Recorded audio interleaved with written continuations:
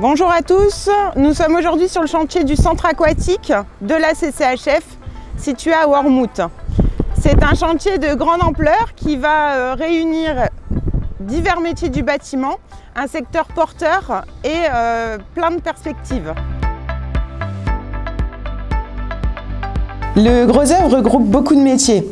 Nous avons des coffreurs, bancheurs, finisseurs, maçons, bardeurs, charpentiers, des couvreurs ainsi que des menuisiers. Chaque métier intervient dans le processus de construction et permet de créer la structure finale du bâtiment.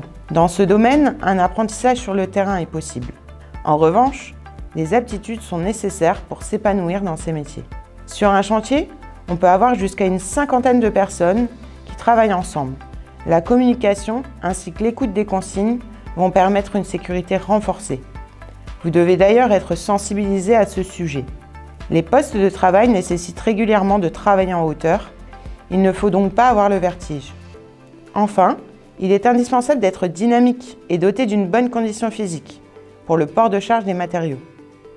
Une fois la structure terminée, les installations intérieures vont pouvoir démarrer. C'est à ce moment-là que les métiers du second œuvre prennent place. Nous avons alors plombiers, chauffagistes, plaquistes, carreleurs, électriciens et aussi les menuisiers d'agencement. Ces métiers-là requièrent en général une base technique, cependant, il est indispensable d'avoir certaines aptitudes pour évoluer. De la même façon que pour le gros œuvre, certaines aptitudes sont communes. Le travail en équipe revient en tête pour permettre à tous les corps de métier de travailler en bonne intelligence dans le bâtiment.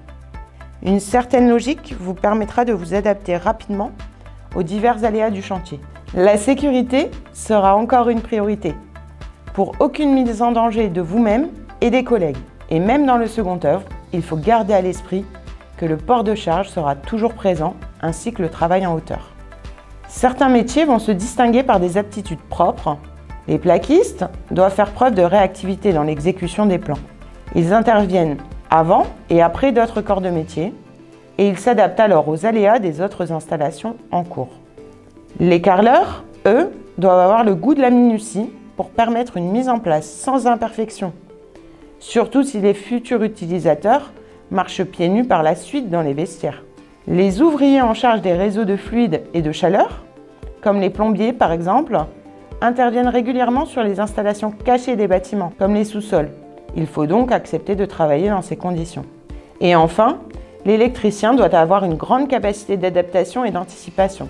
En effet, les câbles doivent être passés d'un point A à un point B. Si une difficulté se présente, il faut savoir y remédier pour qu'en finalité, les branchements soient correctement mis en place et évidemment fonctionnels.